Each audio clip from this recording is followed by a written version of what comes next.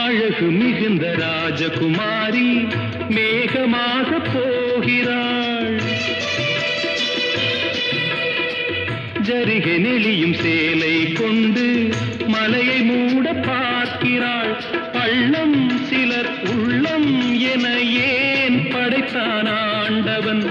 பட்டம் பெற தேடுகின்றேன், எங்கே அந்த நாயகன்? மலையின் காட்சி இறைவன் ஆட்சி. செந்தாழம் பூவில் வந்தாடும் தென்றல் என் மீது மோதுதம்மா.